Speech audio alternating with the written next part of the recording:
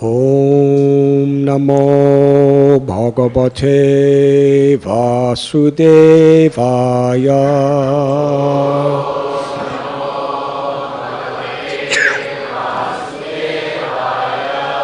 Om Namo Bhagavate Vasudevaya.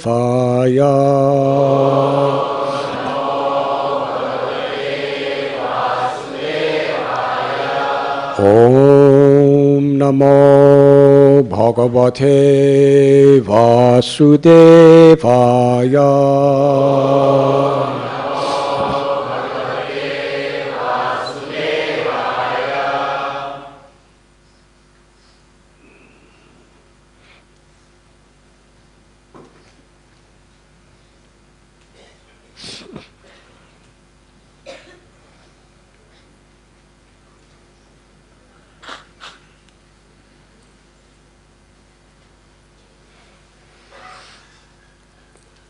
Yayati naisham hi kulam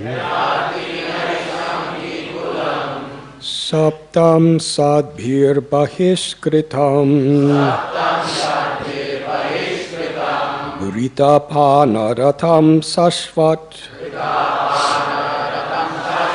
saparyam katamarhati Yayati naisham hi kulam Shaptam sadbhir bahishkritam Bhritaphanaratham shashvat Saparyam katam arhasi Yayati naisham hi kulam Shaptam sadbhir bahishkritam Bhritaphanaratham sashvat Saparyam katamarhati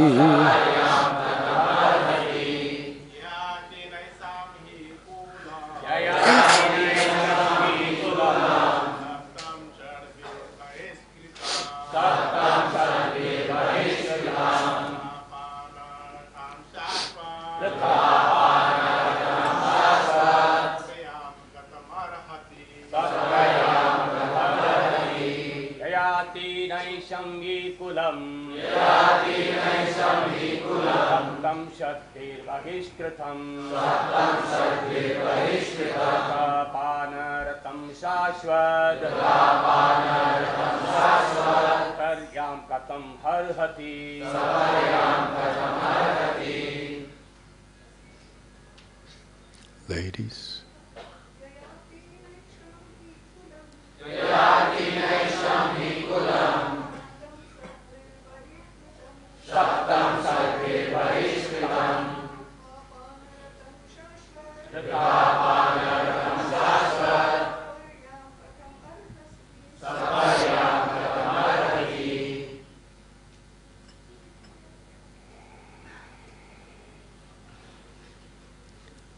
Yayatina by Yayati Esham there he indeed Kulam dynasty Shaptam was cursed Sadbhi by well-behaved persons Bahikritam ostracized, Britha, wantonly, Pan, to drinking, Ratam, addicted, Shashvat, always, Saparyam, worship, Katam, how, Arhati, does he deserve?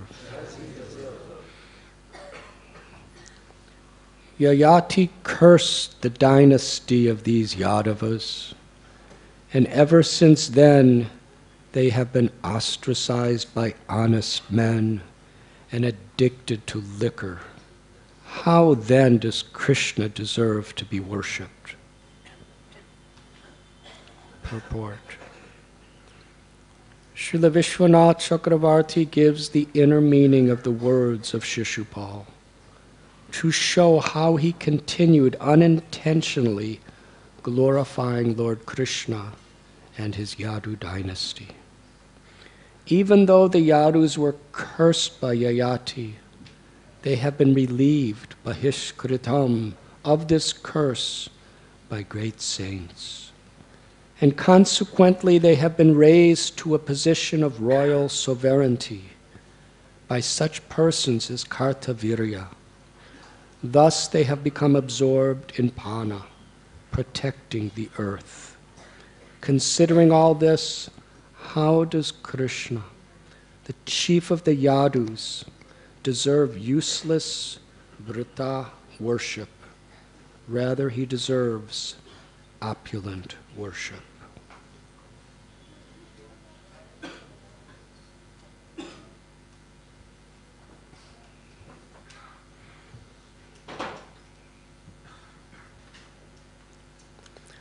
Om Agyantimidandasya Jnananjana Chalakaya Chakshurun Militam Jena Tasmai Sri Gurave Namaha Sri Chaitanya Manobhishtam Sthapitam Yena Bhutale Swayam Rupa Kadam Mayam Tadati Swapadantikam Vandeham Sri Guru Sri Juta Padakamalam Sri Gurun Vaishnavam Scha Sri Rupam Sagrajataham Sahagana Raghunathan Bitam Tam Sajivam Sadvaitam Savadutam Parijana Sahitam Krishna Chaitanya Devam Sri Radha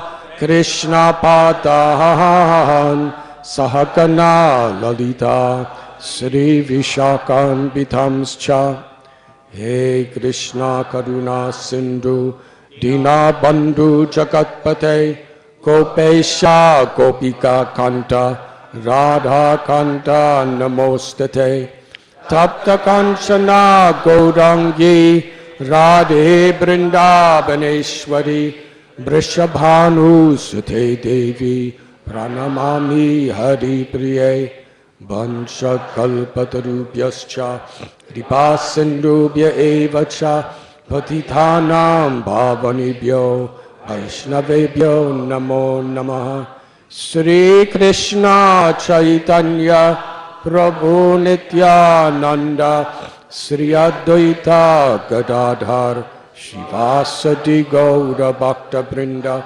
Hare Krishna Krishna Krishna Hare Hare Hare Rama Rama Rama Hare Hare.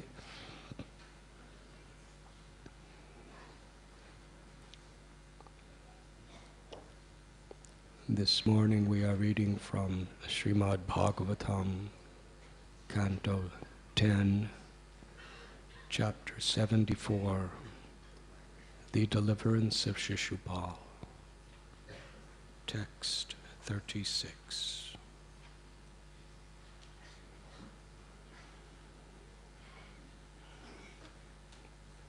It is said that whatever we see within the world,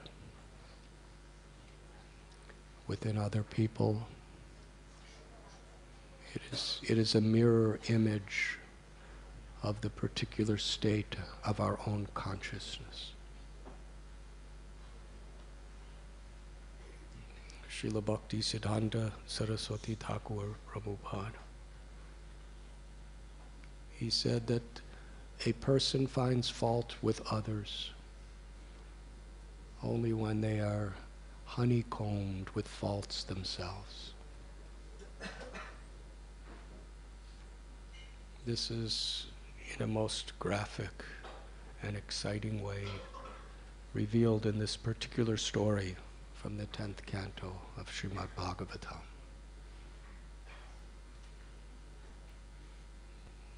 Maharaj Yudhisthira is performing the most difficult, the most esteemed and glorified of all forms of yajna, the Rajasuya, that only the presiding emperor of the entire planet can perform.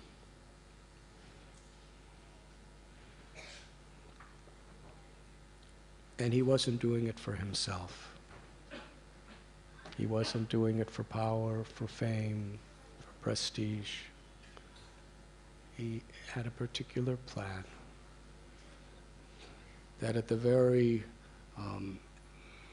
highlight of this, after the procedures have been successfully and perfectly completed,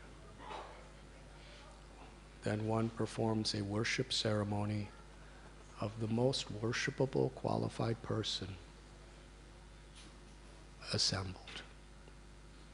And because this sacrifice was such a prestigious and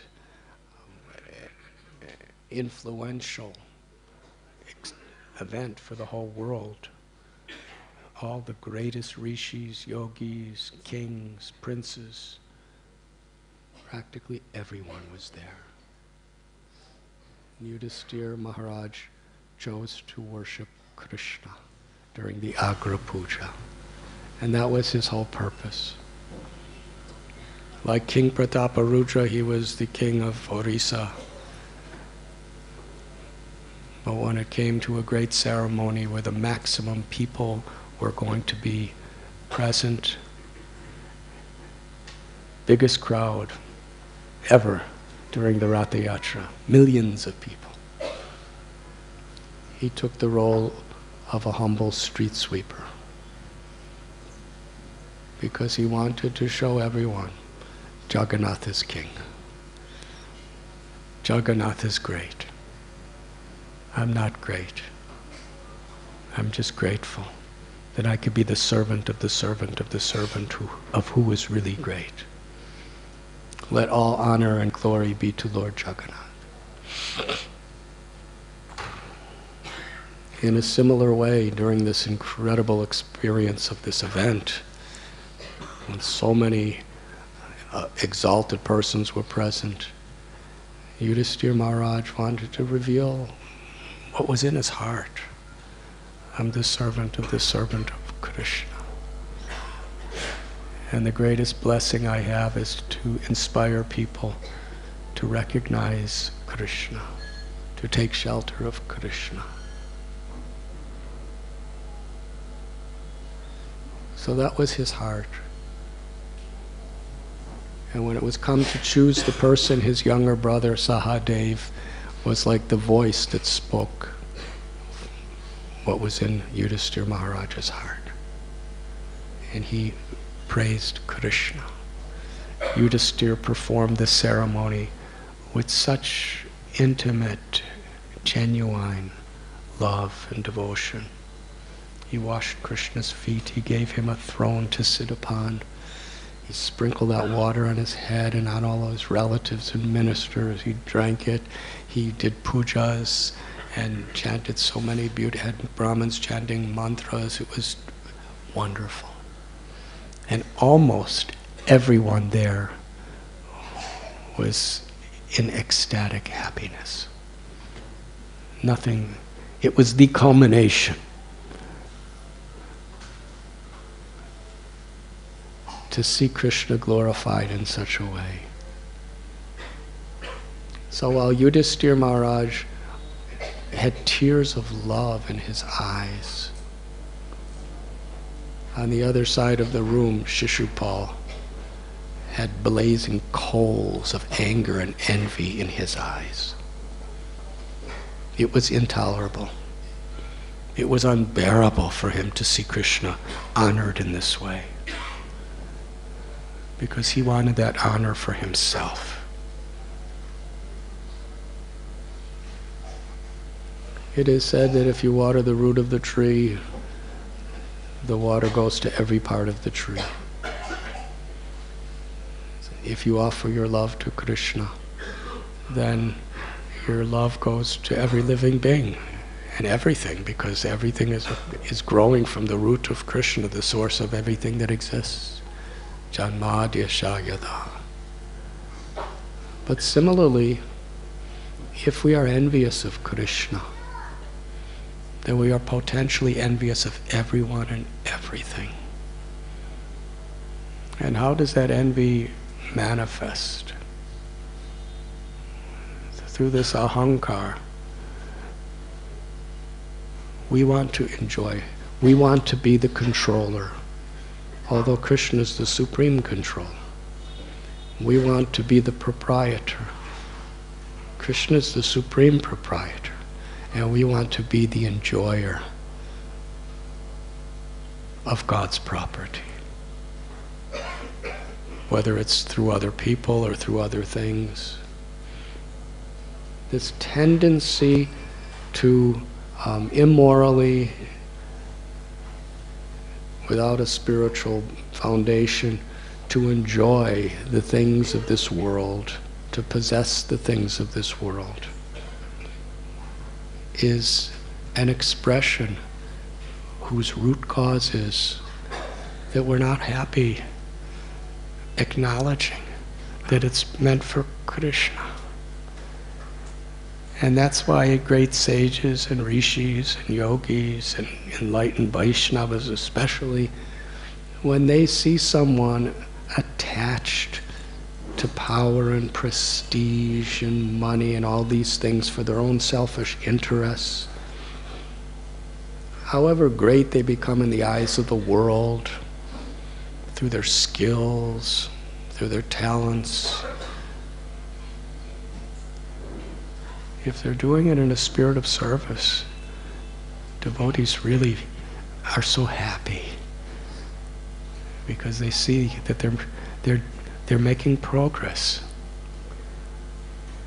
But if they're doing it in a selfish spirit, then while in Kali Yuga most of the rest of the world honors them and glorifies them as being great,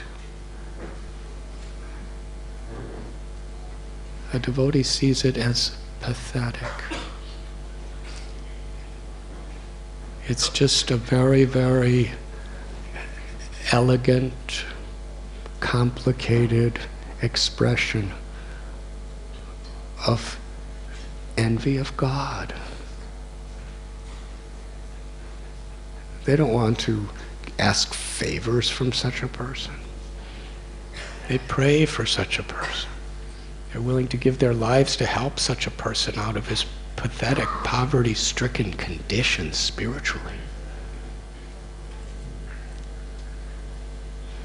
And from reading Srimad Bhagavatam, when we have satsang, association of true devotees, this is actually how we should start learning to see the world. Through the eyes of truth, not through the eyes of illusion.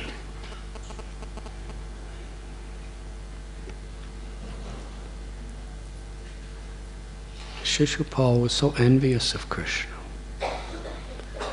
And because he was envious of Krishna, he was actually envious potentially of anyone who got in the way of his own selfish, egoistic desires.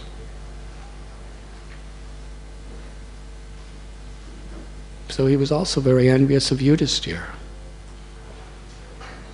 Vishwanath Chakravarti Thakur, it is explained in one of the previous purports, he tells how Shishupal, at the very time when Sahadev proposed Krishna's name for the Agra Puja, Shishupal could have spoken everything he was going to speak. But he restrained the tendency for a very evil reason. Because he knew if he presented it then, there would be a debate, and whoever won the debate, then the ceremony would continue. But now, the ceremony's done. Yudhisthira Maharaj already did the Agra Puja. So now Shishupal's speaking, because that means from his words, according to his own intention, the entire yajna, the sacrifice from beginning of end, would have been doomed, cursed, and fail. It's done, it was done wrong, every benefit is negated, and the curse of the offense that you've all committed is upon you. That was his commitment, his strategically planned intention. So here it is, at the very culmination, when everything is just concluded. And from his mouth, what was in his mind came pouring out. He sees nothing but negativity in Krishna.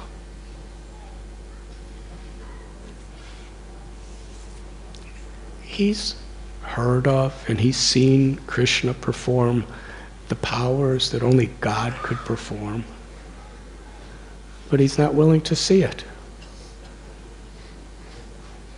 There's a saying, you see but you don't see. You hear but you don't hear. That's the condition. Avajananti mamuda manusimtanamashata. Krishna tells in Gita that foolish people, even if they hear the glories of the Lord, or even if they see them, they just can't see them. They take them to be something ordinary.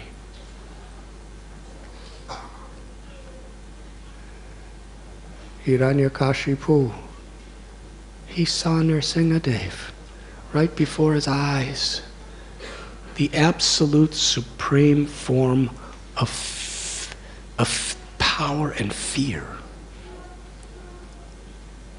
Fearfulness personified.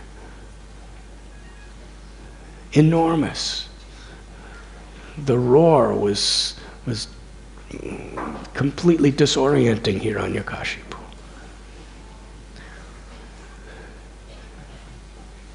He knew he was Vishnu. But still, he hated him and thought, I will kill him. He's my enemy. And little Prahlad is seeing the same Nrsingadev, and with tears of ecstatic love, he's praising Nrsingadev.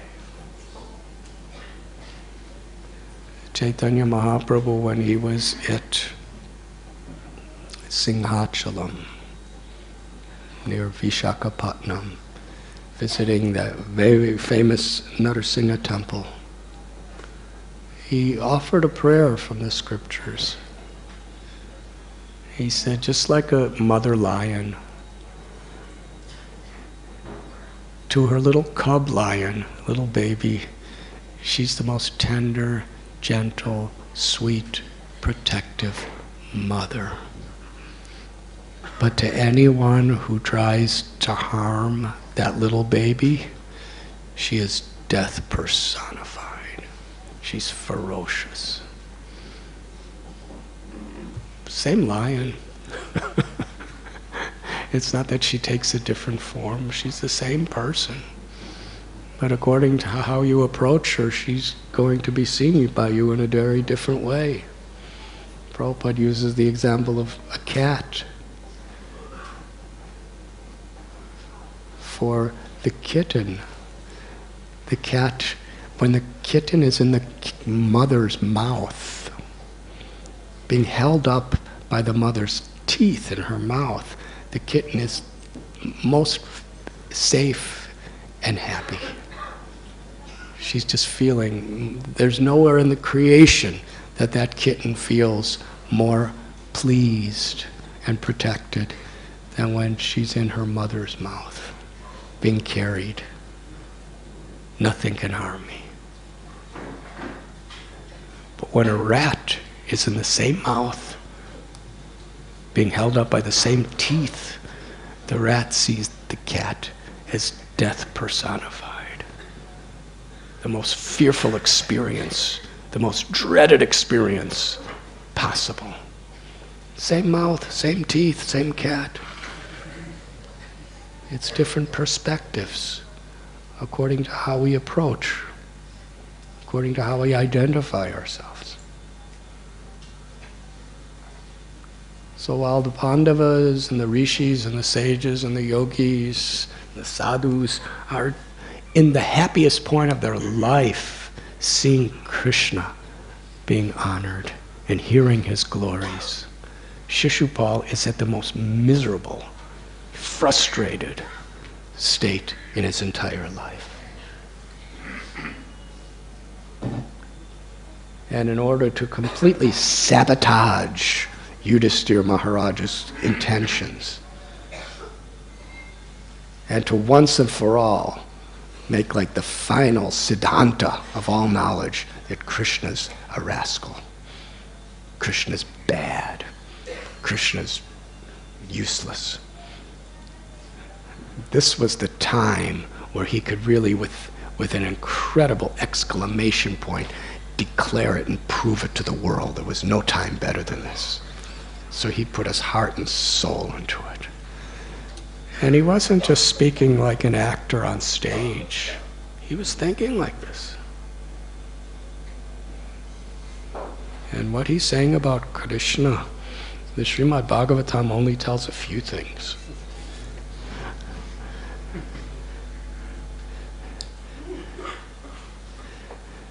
He's talking, the statement of the Vedas that time is the unavoidable controller of all has indeed been proven true, since the intelligence of wise elders has now become diverted by the words of a mere boy.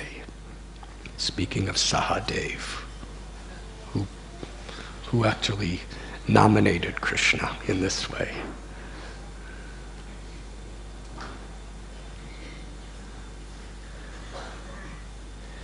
And he's talking about how incredibly exalted so many members of this assembly were.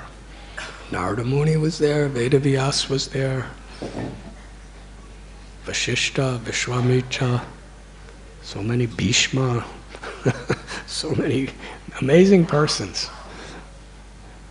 How does this cowherd boy, the disgrace of his family, deserve your worship any more than a crow deserves to eat the sacred purodas rice cake?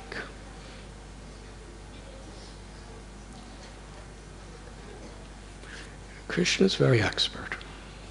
When he does something, everything is included. Every single thing he does, everything's included. It's inconceivable. Shishupal is Krishna's cousin. And he's born in royalty because Kunti Devi and Vasudev were brother and sister. And Vasudev is the father of Krishna. And he's a royal Kshatriya prince. Surasena is his father. He was a king. They're royalty. And in those days, it's not like today where royalty is just kind of like a rubber stamp that we just, for sentimental reasons, we remember the way things must have been in the old days. Royalty had great power. They had militaries, they had armies, they had vast provinces that they ruled over, they taxed, they had wealth. They were kings. So Shishupal was a cousin. He was a royal prince. Father was Dhamagosha, who was a king. So he was brought up in that environment, being trained as a warrior, being trained as a statesman, being trained in the finest schools with the finest teachers, with the finest of everything. Incredible prestige. And here's Krishna. While Shishupal and others in these royal dynasties are, getting the highest possible education and training. During the whole time, Krishna's a cowherd boy. And everybody's hearing his stories. He's playing with calves, and he's playing with cows, and he's dancing and playing with his friends. This is not the way royalty lives. Even when the Brahmins, and when they were performing their yajna in Yajnastali in Vrindavan, they were very high-class Brahmins. So Krishna sent his little friends, please, I know that you're all hungry. You have expressed. So go to the Brahmins and ask them for some food. It's a very auspicious time. And when the little cowherd boys went to ask the Brahmins, please give us food in the name of Krishna and Balaram, they're hungry, they're close by, and so are we, and it's really a good time. You'll get really good blessings if you give some food now. But they completely ignored them. They're Brahmins. They're doing really high things. They're chanting mantras and tantras and yantras and mudras and pudras. And these are just cowherd boys. Insignificant little children taking care of animals. They didn't even acknowledge them. So similarly, this great royalty. And here's Krishna. He grows up in a little farm herding cows. Now, Kshatriyas, when they may protect the cowherd people, because they're under their care, but to accept somebody who just does that, just in the dirt all day, and these people are decorating themselves with jewels and fine robes, and Krishna and his little friends are decorating themselves with bushes and wild leaves and flowers. Huh? And while they're like competitive to prove that they're the champions, they hear about Krishna, how he wrestles with other little cowherd boys and he's defeated. So from their perspective, coming from that background really makes Krishna inferior. Because, they're proud of all their training. And sometimes sophisticated people, they really become disturbed when an unsophisticated person does something better than what they're supposed to do. If somebody sophisticated like them does something better, they don't like it. But if somebody unsophisticated, if a scholar is defeated by another scholar, then, I don't like that. But if he's defeated by somebody who really doesn't have any education at all, just a simple person, that's really humiliating. That destroys their ego. It doesn't destroy it. Rather, it feeds it and inflames it. So this is what Shishupala is saying in this verse. Who is this Krishna? We are royal, coming from lineages representing the greatest kings throughout history of the solar dynasty and the lunar dynasty. And Krishna spends his whole childhood and teenage years practically just isolated in this village herding cows. And Shishupala is saying he is the disgrace of his entire family. He's a disgrace to us. He's not carrying on our tradition or our mood or our spirit. He's a Gopa. So what we see as the sweetest part of Krishna, he sees as the greatest fault in Krishna. And here he's giving, when there's a sacred offering to God, that should be given to the Lord in the form of the yajna. He's comparing Krishna to a crow that comes to steal it.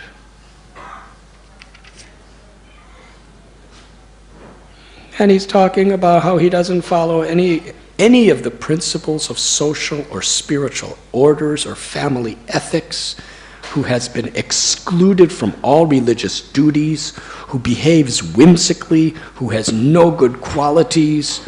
How does such a person deserve to be worshipped? I'm sorry for speaking these things so enthusiastically.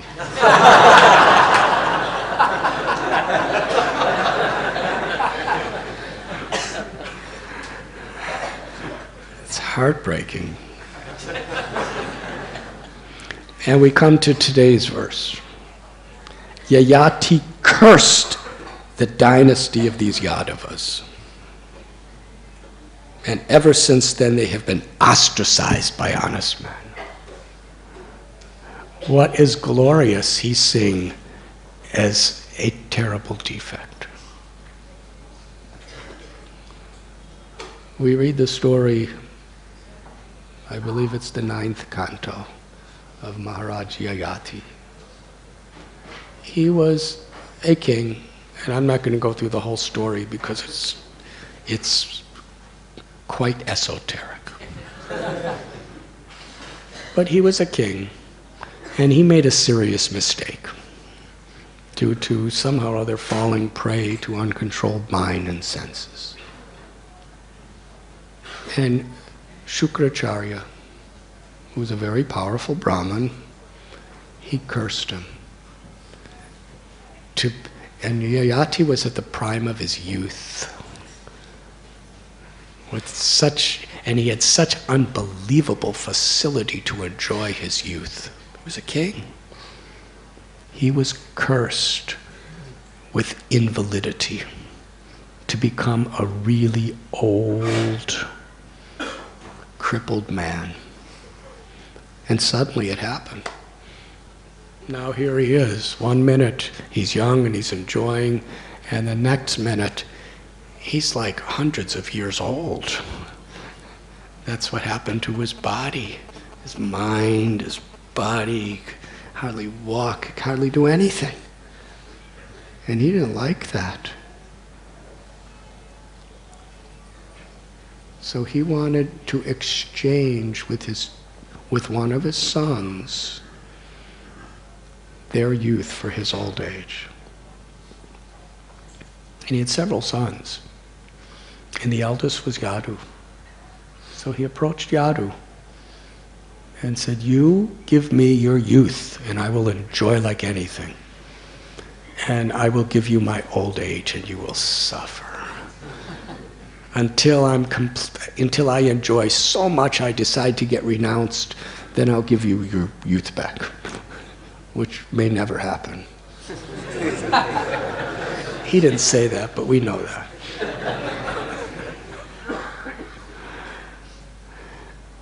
So Yadu said no. Why did he say no? Because Yadu was a very, very enlightened, intelligent, and pure-hearted person. And ultimately, he understood that in youth, old age, in whatever situation, how can I best serve Krishna? And however we could both best serve Krishna in an honest and genuine way is how we could best serve everyone. Watering the root of the tree. So he understood that Krishna was to take birth in his dynasty. And if he got invalidity and everything, he couldn't have children. So it would contradict Krishna's desire. It would be an impediment, or at least a serious delay, in bringing the Supreme Personality of Godhead to the world. Similarly, Vasudeva and Devaki, they were in an underground dungeon, chained by Kamsa. Every time they have a child, it's murdered viciously. Why did they keep having children? It was a difficult situation for them. They were Yadus because they knew that Krishna was going to be their 8th child. The Supreme Lord Vishnu was going to appear as their 8th child. So they were willing to undergo the difficulties to facilitate their service to Krishna, to help Krishna's plan. Paritranaya sadhunam vinashaya chaduskritam dharma samstapanardaya sambhavami juge juge. The Supreme Lord descends into this world out of compassion for all beings, to re-establish true Sanatana Dharma, to protect the innocent, and to remove the cancerous miscreants.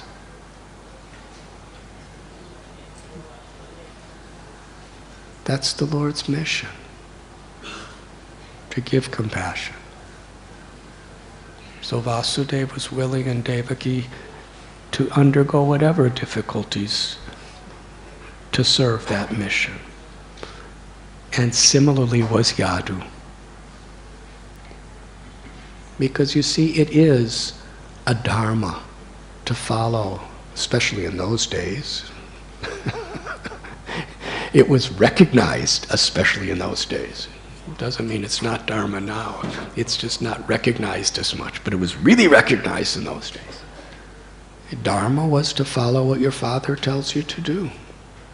Follow what your mother tells you to do.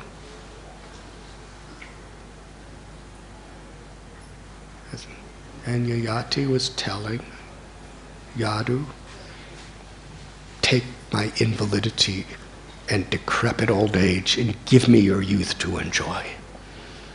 Now it's his dharma to do that. And it's described several of the other sons also refused. And they violated dharma by refusing their father. But Yadu, the essence of Bhagavad Gita applies to him. Sarva dharman parityajya mam ekam sharanam braja aham tvam sarva papebhyo mokshayi shamimasaja. Krishna tells, abandon all varieties of dharma and just surrender to me. Sharanagati. Yadu was doing it in a spirit of surrender to the will of Krishna. And Kunti Devi, in her prayers to Lord Krishna, she, with all her realizations from where she's sitting as the royal queen of the world, Hastinapur, the mother queen, the mother of the king, when she was in that era of her life, where she had that authority, she offered a prayer that Krishna, Yadu is so dear to you. Our great forefather, Maharaj Yadu, is so dear to you. Such a great devotee. He would have gladly done it for his father. He refused in a spirit of renunciation for the higher purpose of serving Krishna. So Kunti Devi is glorifying Yadu. And the whole world, one of Krishna's names is Yadunandan, the son of the Yadu dynasty. There are so many names of Krishna glorified even today, 5,000 years after he was physically here in this world, describing him as a child of the Yadu dynasty, Yadubara, Yadunath.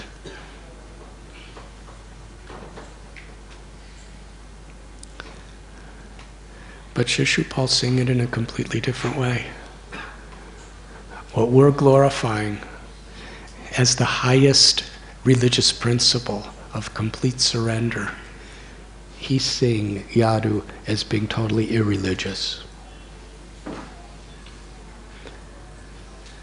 Whereas the whole world is seeing Yadu is so infinitely blessed that the original Supreme Personality of Godhead has chosen to be his descendant.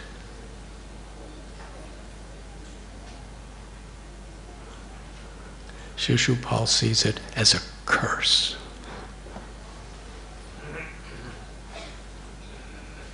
We see through the lens of our own minds. Shishupal had such envy.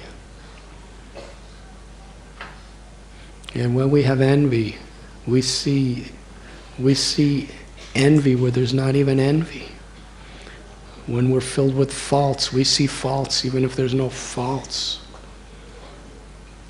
Shishupal could speak for hours, for days, for weeks, for months, for years, if he had the opportunity, just describing the nasty, horrible qualities of Krishna. And he could practically do it without even repeating what he already said. Because he was actually brilliant. And he meant it. Because that's the way he was saying things.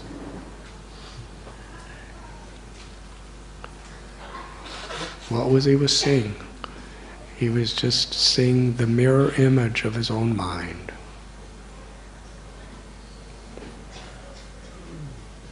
And a Vaishnava is just the opposite. Srila Prabhupada, quoting from the previous acharyas, he sometimes explains Vaishnavism in such a simple way. He says to be a Vaishnava simply means to not have envy. It sounds simple.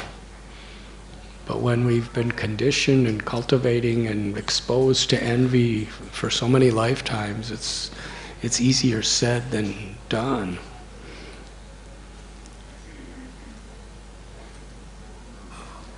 And there are many examples when King Prataparudra was getting the blessings of Lord Chaitanya.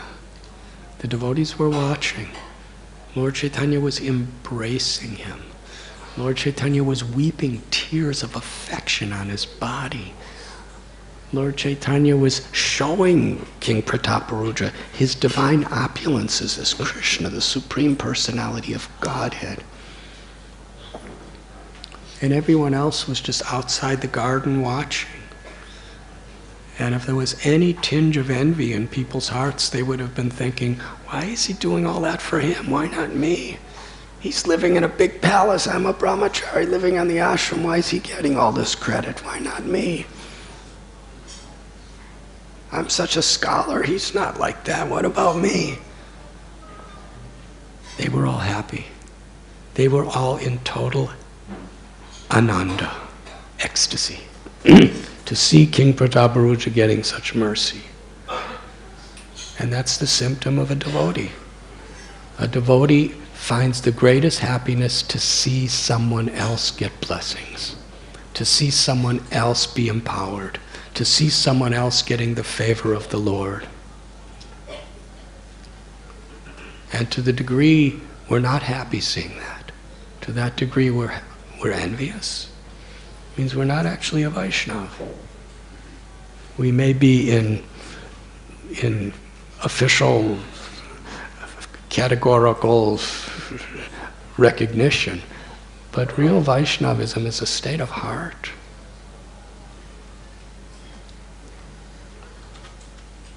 Vrindavan Das Thakur writes in Sri Chaitanya Bhagavat that the highest position in all of creation, beyond elevation to heavenly worlds, beyond perfection and attainment of all the 8 yoga siddhis, beyond liberation from all suffering and from birth and death forever, beyond all of that is to have the name Das, to actually be a servant of the Lord.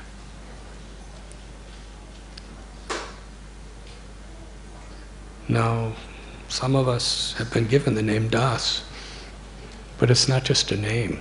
It's supposed to be our consciousness. And this is what it means. When Vrindavan Das Thakur says it's the highest position to be Das, to be servant, he's not saying that we just put it on our name. It means we live by that. That means we're not envious. We really to serve means to please. To please mean we take happiness in the good fortune of those who we are serving. And when we're das anu das, servant of the servant, we want to see everyone have good fortune.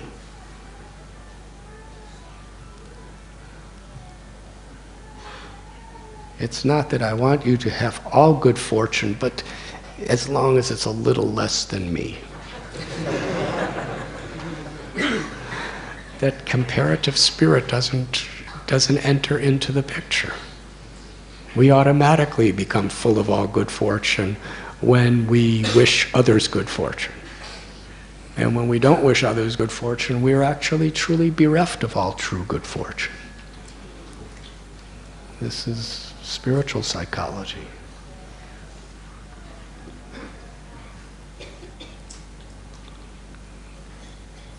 When Sanatana Goswami was being glorified by Lord Chaitanya, everyone was just so happy. And there again it says, because they had no envy. They were really well-wishers. And that is what a Vaishnava is. That is a devotee.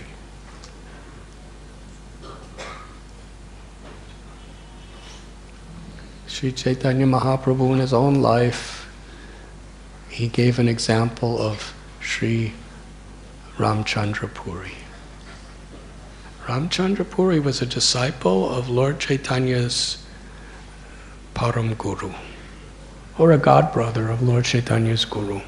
He was actually very, very renounced and very learned, but somehow or other, he really displeased Madhavendra Puri, his guru, when Madhavendra Puri was on his deathbed. Madhavendra Puri was in the highest ecstasies of ecstatic love. He was in the mood of being an eternal, intimate, loving servant of Sri Radha in her separation from Krishna. And it's described that the prayer of separation was so intimate and so deep and so elevated that only 3 people in all existence can ever understand it in full. Srimati Radharani, Lord Chaitanya, who's Krishna in the mood of Sri Radharani, and Madhavendra Puri. What is his exalted position? But in that separation, he's expressing such humility. And sometimes people can see humility as a weakness and really make mistakes. So Ramchandra Puri said to his guru, if you're not seeing Krishna, because he went to Mathura, if you're not seeing Krishna and you're crying like this, then just meditate on Brahman. Giving such advice to the most exalted Paramhamsa. And Madhavendra Puri was not pleased with him. He didn't curse him, because great souls don't have to curse you. All they have to do is be displeased with you. And then Krishna curses you. Madhavendra Puri just said, get out away from me. I don't want to see your face. I'm about to die. I'm crying to be with Krishna and you're telling me to meditate on Brahman? Get out. So he displeased his guru. Yasya prasada bhagavat prasada. And what happened? Very, very instructive. The worst thing that could possibly happen to anyone. If he got leprosy and he suffered and died, that would have been a small thing. But he got something much worse. He lost his taste for true bhakti. And when he lost his taste for true bhakti, what was his taste? To find faults in other people. And why do people find faults in other people? Unless you're really compassionate, like a medical physician pointing out a disease so you could cure it. Sometimes great souls would criticize, but they're not doing it to push a person down. They're doing it to pull people up. They're pointing out a disease so that people could be careful not to get the disease, or so that people will take the medicine. But if we don't have that genuine, true, well-wishing spirit, then we're simply finding fault. Most dangerous thing. And he became addicted. That was his joy in life, to find faults with others. It describes in Puri, he would invite Lord Chaitanya's associates for prasad, and he would feed them, and he would want to give them more, and they would say, no, it's too much. And he'd say, no, please eat more. And they'd say, no, I'm not going to eat more. Please, a little more. Toda, little more. You must not like what I cooked. No, I like it. If you must not like it, otherwise you'll eat more. Okay, I'll eat more. And then after they eat it, just see how much of a rogue you are, overeating. You call yourself a Vaishnava, you call yourself a sadhu, and you just go place to place just overeating and eating, and you're so attached to eating and eating. Condemned are these devotees of Lord Chaitanya. And they would look like, what just happened? Just trying to please him. And he was so obsessed with finding faults in others that he couldn't resist finding faults in Lord Chaitanya. Lord Chaitanya is a sannyasi. And one time he came in when Lord Chaitanya was eating, and he saw some nice preparations. He started screaming right in front of Lord Chaitanya, "You are a hypocrite! You are a pretender! You're so-called renunciate, and you're eating so many fine foods and so much fine foods." Devotees were really upset. It's kind of like Shishupal at this meeting.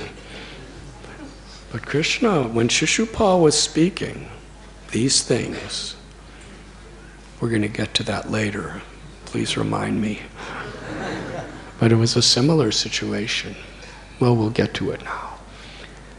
They couldn't tolerate. He was going on and on and on, and the Pandavas and various other soldiers, they lifted their weapons to stop Shishupal from speaking these things. It was unbearable. And Shishupal, that's exactly what he wanted them to do. He took his sword and he took his shield and he was ready to attack them. Attack Yudhisthira, attack all of them. He invoked them. He wanted them to have this reaction so he could fight, because he knew he would win. And in the meanwhile, there would be blood all over the place. And when there's blood in a sacrificial arena, it's all condemned, cursed, and failed. That's what he wanted, a bloodbath right in the yajna. That was his envy.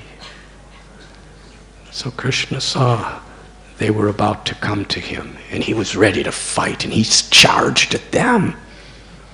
And Krishna told everybody, don't do anything. So all the devotees, great heroes, they didn't like doing this, but they followed Krishna. They just sat patiently. But Krishna saw Shishupal's going to attack them. There's going to be blood everywhere. So Krishna had to save the day.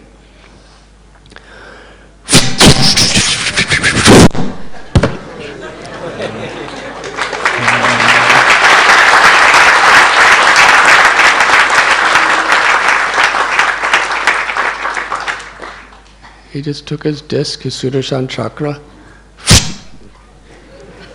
cut off Shishupal's head. But it was so precision, such a precision surgery. The head fell here, the body fell here, and there was not a single particle of blood that came out of his body. So the yajna, it was completely pure.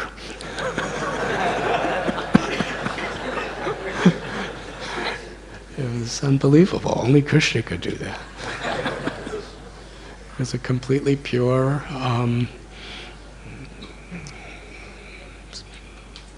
surgical operation. And the most amazing thing was not that. As everybody was seeing what just happened, incredible, this effulgent light, the light of Shishupal's soul, emerged from his body and lit up the world, and then entered into Krishna's body. Which means Krishna gave him supreme liberation. First he gave him mukti, liberation into the Brahmajot, the Brahman. And then from that liberated state, Krishna gave Shishupal eternal residence as his loving service in Vaikuntha, in this spiritual world. To someone who hated Krishna so bad, Krishna gave the highest liberation. Because he was always remembering Krishna. But back to today's verse. He's speaking so bad.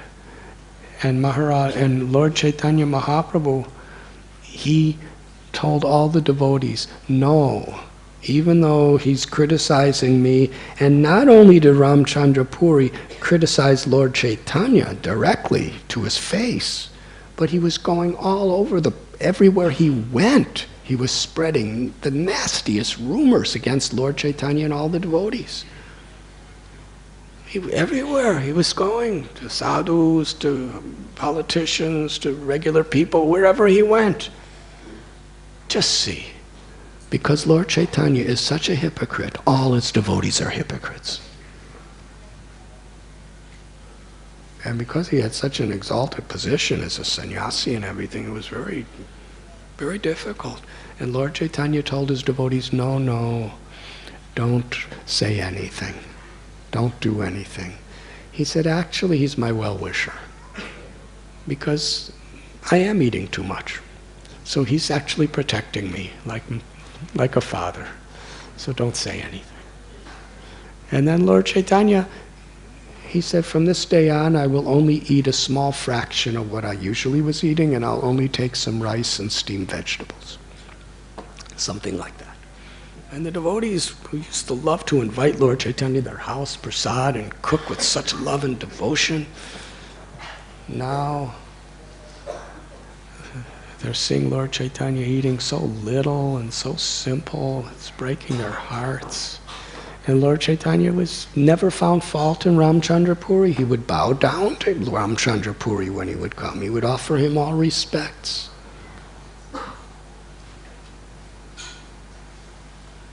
He didn't say false. And I'll end with the beautiful story of Raghunath Bhatta Goswami, one of the 6 Goswamis, son of Tapan Mishra. When Lord Chaitanya came to Varanasi after becoming a sannyasi, he stayed with Tapan Mishra and Chandrasekhar. And at that time, Raghunath Bhatta was just a little boy. And he would just clean up after Lord Chaitanya would have prasad. And he would do the most menial, simple chores. Just cleaning, bringing things for him. Sometimes he was allowed to massage Lord Chaitanya's feet. But he developed such a deep attachment and love for the Lord and for the devotees. When he became a young man, with his father and mother's permission, he went to Puri. And there he lived with Lord Chaitanya and would sometimes cook for him. Radhanath Swami was a super excellent cook. He could prepare the most wonderful prasad. Make the bhoga, offer it to the Lord. And Lord Chaitanya and the devotees loved his cooking because it was done with so much devotion, with such a deep will to please the Lord and the devotees. And he also loved to recite Srimad Bhagavatam and chant the holy names. He stayed with Lord Chaitanya for 8 months. At the end of those 8 months, Sri Chaitanya Mahaprabhu was so pleased with him. He gave him his own neck beads. Lord Chaitanya took off the Kanti Mala from his own neck and wrapped it around Raghunath Bhatta Goswami's neck. And told him, you should go home to Varanasi because your parents are old and they're really great people. They're very great devotees of the Lord. They are so dear to me. Go home and personally take care of them as long as they live. And remain a brahmachari. Do not marry. And under the guidance of a pure Vaishnava devotee, study Srimad Bhagavatam and chant the holy names. So Raghunath Bhatta Goswami went home and he studied Bhagavatam, and he served his parents for another 4 years, until with the name of Krishna Chaitanya Mahaprabhu on their lips they departed from the world. At that time, Raghunath Bhatta Goswami, he was about 28 years old. He returned to Puri under Lord Chaitanya's guidance. And there he cooked for Lord Chaitanya. And he would recite Srimad Bhagavatam for Lord Chaitanya. And all the devotees loved him. After 8 months of doing service for Sri Chaitanya Mahaprabhu, Lord Chaitanya told him that you should go to Vrindavan under the care of Rupa Goswami and Sanatan Goswami. There, you should always chant Krishna's holy names and always read and recite the Srimad Bhagavatam. Very soon, Krishna will show his great mercy upon you. Then Lord Chaitanya took some prasad that was given to him, a 10-foot tulsi garland that was worn by Lord Jagannath. And Lord Chaitanya himself wore it. He gave that to Raghunath Bhatta. And some special honored chewing spices that was the Mahaprasad of Jagannath. He gave that. Raghunath Bhatta Goswami cried. He knew physically he'll never see Lord Chaitanya again. He's going to Vrindavan. And he went. And there in the company of Rupa Goswami and Sanatan Goswami, Raghunath Bhatta Goswami, he would cook for them. And they were very happy. Everyone was happy in his association. He was always chanting Krishna's names. And how much pleasure he would give to the other Goswamis and all the Brajavasis who were assembled when he would recite Srimad Bhagavatam. Each sloka, each verse, with the sweetness of the voice of a cuckoo, kokila, he would chant each verse in 3 or 4 different melodies or ragas. So sweet. He would relish each verse. He would go, when he would be chanting slokas of Krishna's beauty and sweetness, he would go into such a trance. And he would hold on to the neck beads that Lord Chaitanya gave him. He would put the tulsi garland that he preserved around his neck, and he would hold the chewing spices to his head and to his heart, and he would cry in ecstasy. In this way, he became so dear to everyone in Vrindavan. And he took shelter of Rupa Goswami's deity, Govinda Dev. And he had a special flute made for Govinda, and special earrings that were shaped like sharks. And one of his disciples, one of Raghunath Bhatta Goswami's disciples, Maharaj Man Singh of Amber, he ordered him to build the temple for Govindaji. So the Radha Govinda temple that we see in Sri Vrindavan Dham was actually built, organized in the service of Rupa Goswami by Sri Raghunath Bhatta Goswami. And when Krishnadas Kaviraj Goswami and the other acharyas describe Raghunath Bhatta Goswami's qualities, they emphasize this principle. Why is it that he had such a taste to constantly chant the names of Krishna and relish the sweetness of Srimad Bhagavatam? Ye yatamam prapadyante tam stataiva bhajamyam. According to our surrender, Krishna reveals himself to us. Some scholars study Srimad Bhagavatam and they just think it's some sort of mythology.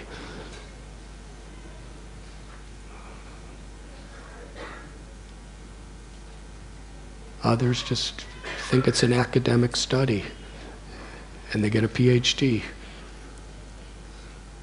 Or they don't even believe it. Others want to believe it. Raghunath Bhatta Goswami, he was tasting the bhakti ras. He was tasting the sweetness of the highest ecstatic love in every verse of Srimad Bhagavatam. And when he chanted with that kokila voice, 3 or 4 tunes for each verse, it was coming from the very soul of his heart. How did he have such a taste? Param Drishvani Vartate. Because he had no taste whatsoever for gossip. Any kind of mundane gossip, he just didn't want to hear it. It was a total waste of his time. If you don't have a taste for Krishna, then you have to have a taste for something.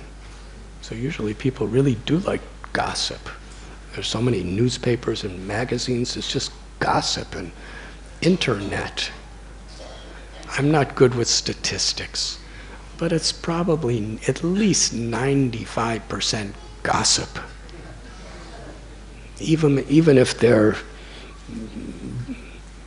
sites for Vaishnavism.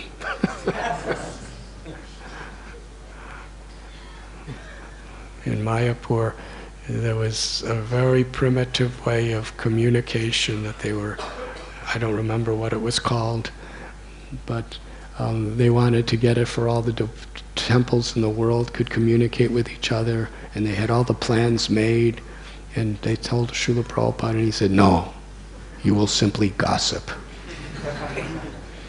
So that was like a prophecy of the internet age. And what is gossip?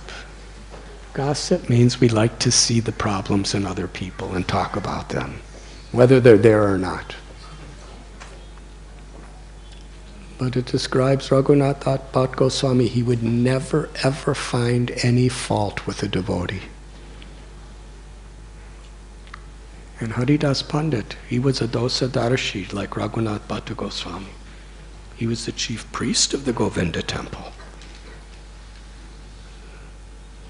He would never find fault with devotees.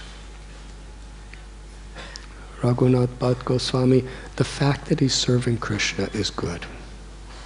Even if there was a fault, he didn't want to put his attention there. Unless it was really to help a person.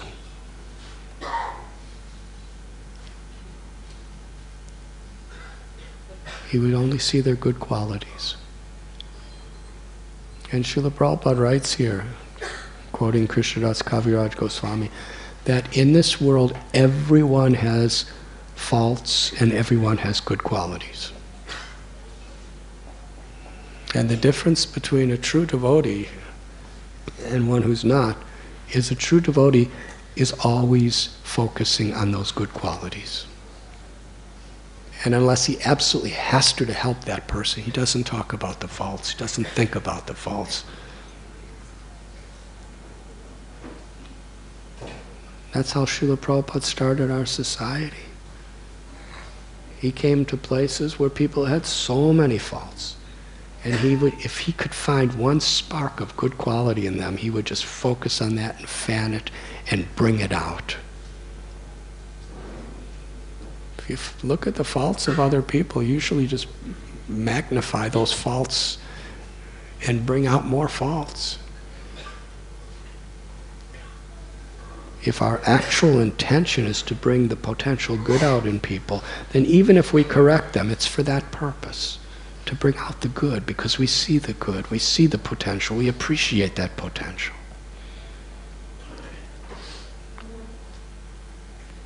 And that's actually the quality of a person who's not envious. Because envy is very clever. Maya is very clever. Lord Chaitanya said, when you're trying to water the seed of devotion with our spiritual practice, especially hearing and chanting, then weeds grow along with it. And those weeds, if you're not really careful and sincere, you will think that that weed is the devotional creeper. And you'll water it, and that will strangle the group devotional creeper. So an envious person will generally not say, I'm envious. A person who's finding faults with others like this, they will find so many justifications. Because that's the nature of envy. The nature of envy is it's the most crooked thing of all the weapons of Maya. It's really crooked.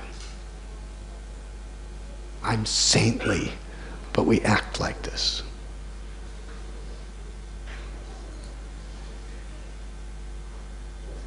So Vaishnava means no envy.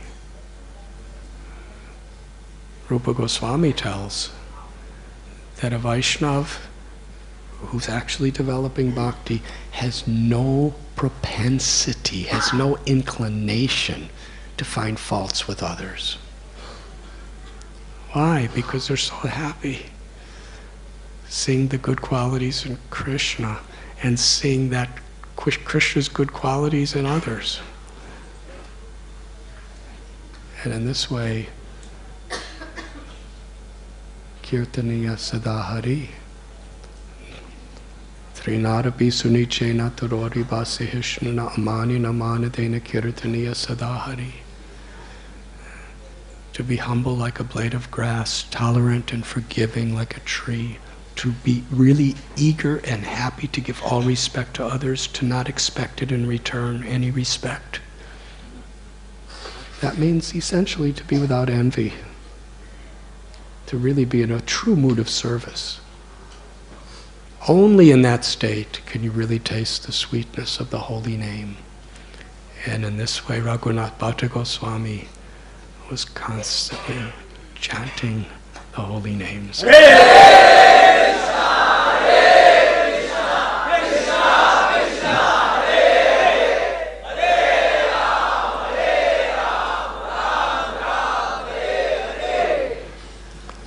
Now that we have, of course, Shishupal is really like a guru to us, because he's teaching us what not to be. He's actually revealing to us what we all have in our own hearts, unless we're Paramhamsas. And he's helping us to see when we have this envy, when we have this unnecessary, unholistic, fault-finding tendency with these desires to justify it all, then we should see Shishupal's living in me. This is Shishupal.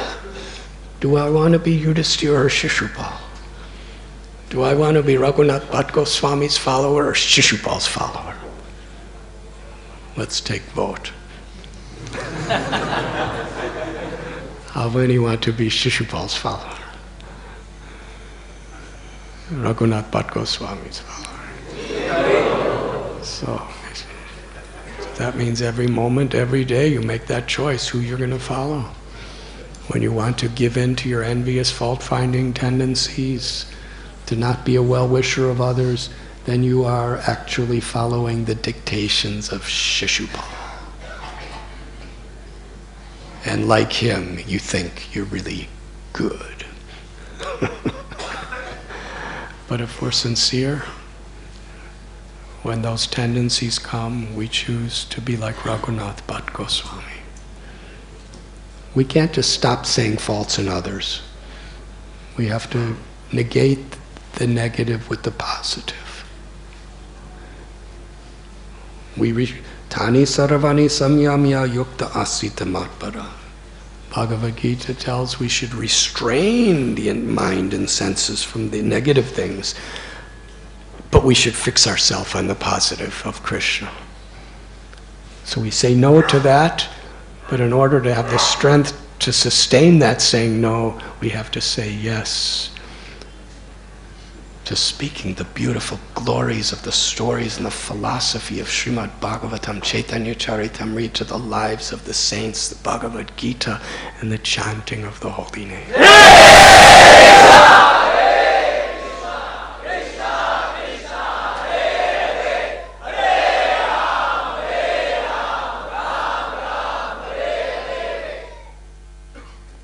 Now that we have briefly explained how to follow in the footsteps of great souls and studying Srimad Bhagavatam, we are going to inaugurate this wonderful literature that has been presented by the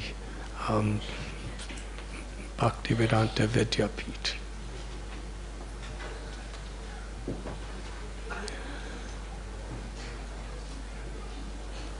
Just a few words about this book. Yes.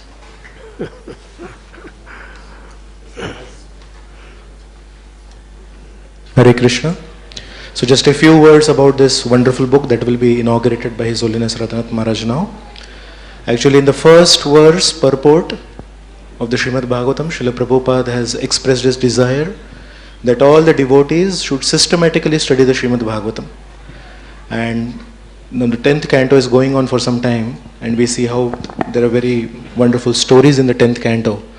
But the earlier cantos, like the 2nd canto, the 3rd canto, they actually have very technical subject matter. For instance, the 3rd canto has creation, sub-creation, the time factor, and so on. So many devotees might not be really enthused to read these sections in the Srimad Bhagavatam. So in order to assist all the devotee community in also going deeper into these sections of the Bhagavatam also, the Bhakti Vedanta Vidyapith devotees at GEV, out of the gratitude for all of us, because they see their chance to read Srimad Bhagavatam full time as a blessing of all the Vaishnavas. So they are saying, we got a chance by the mercy of all the Vaishnavas to study Srimad Bhagavatam for the last so many years. So in reciprocation to that mercy, they want to offer their studies, their notes, their flow diagrams and all that. They have done it in a very systematic way. So they want to offer it back to all the devotee community as a token of the gratitude. So this work has been compiled over the last 3 to 4 years of repeated study of Srimad Bhagavatam by all the devotees there. So it's condensed nectar. So whether you are a newcomer, you are a scholar, or anything in between, this book is for you if you want to taste the Bhagavatam. One important thing I would like to speak is the last volume that was released on Radha Ashtami last year. It had notes of Canto 1 and Canto 2. It was a huge success. It is currently being translated into Russian and Hindi language, and it will soon be translated into Chinese also. So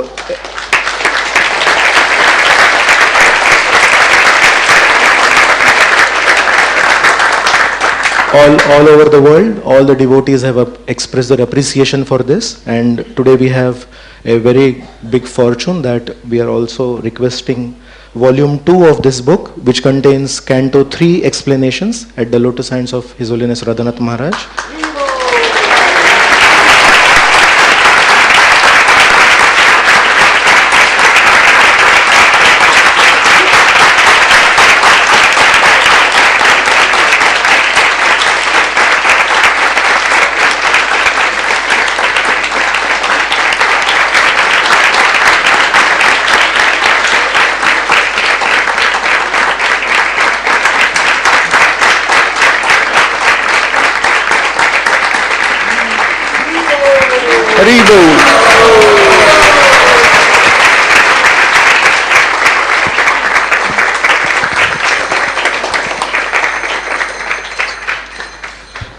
So for the benefit of all the devotees, there is a 50 rupees 20% discount today on this book, because this is the day on which it is launched. So I request all the devotees to take advantage of this offer. Also, there is one more announcement. Today evening there will be a Sankirtan festival in this temple hall, led by His Grace Gaurvani Prabhu and Vishwambar Prabhu. Thank you very much. Srila Prabhupada ki jai. Thank you very much. Hare Krishna. So on behalf of the marriage board, we have a couple of announcements. So